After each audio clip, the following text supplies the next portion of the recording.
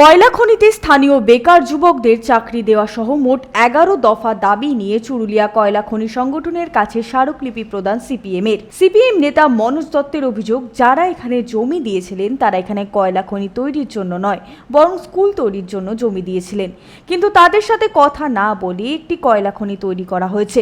জনগণের মতামত অনুযায়ী তাদের কাজ করতে হবে এবং এদিন 11 দফা দাবি নিয়ে চুরুলিয়া কয়লা খনি সংগঠনের কাছে স্মারকলিপি প্রদান করেন তারা। স্কুলের জমির মালিকরা স্কুল করতে জমি দিয়েছে, কয়লা খনি করতে জমি দেয়নি। তাহলে সেই মালিকের অপরাধ যে তারা জমি দিলে স্কুল করতে, আর তাদের জমিতে কয়লা খনি হবে।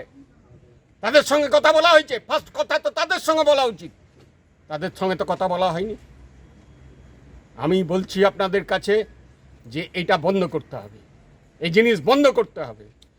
সরকারে আছে বলে, একচেটিয়া সরকারে আছে বলে ক্ষমতার জোরে আর পুলিশের জোরে এইসব করে নেবে, এটা হতে দেবে না। এবারে আমরা হতে দেবো না, এটা একদম পরিষ্কার কথা।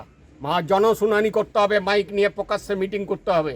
সেই মিটিংয়ের মধ্যে দিয়ে আমাদের আলোচনা হবে, মানুষ যা সিদ্ধান্ত নেবে সেই সিদ্ধান্ত। আমাদের পলিটিক্যাল পার্টির দায়িত্ব আছে মানুষকে বোঝানোর, কিন্তু ওনারা পলিটিক্যাল পার্টির সাহায্য নেবেন না।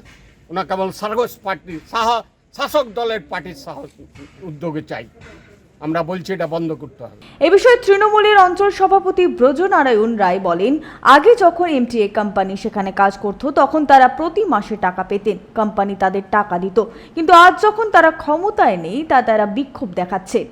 এর আগে এমটা যখন চলছিল তখন এরাই সমস্ত কিছু করত, তো গ্রামের কোনো মানুষের কোনো দিন কোনো উন্নতি করেনি।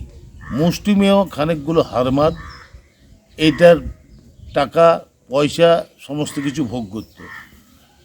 এখন এই মমতা ব্যানার্জির সরকার আসার পর, তৃণমূল সরকার আসার পর এই কোম্পানি যখন চালু হয়, তারপরে যখন আবার সেন্ট্রাল থেকে বন্ধ করে, আবার যে মানে বন্ধ করার অবস্থাতে যে প্রায় 4 বছর থেকে 5 বছর যে বন্ধ ছিল, মমতা ব্যানার্জি তাদের প্রত্যেককে কিন্তু পেমেন্ট দিয়ে গেছে। সিপিএমের নেতারা, মনোজ দত্ত, এইসব সব পেত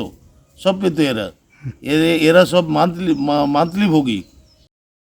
সঞ্জয় যাদব, 99 নিউজ বাংলা, চুরুলিয়া।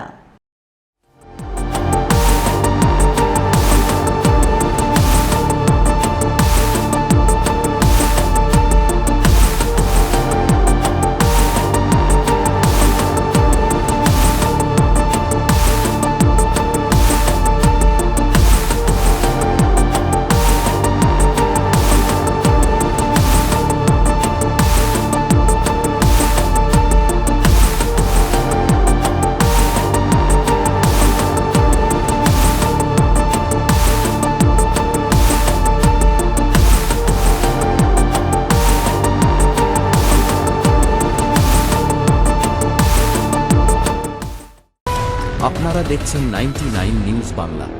বদলাবো আমরা।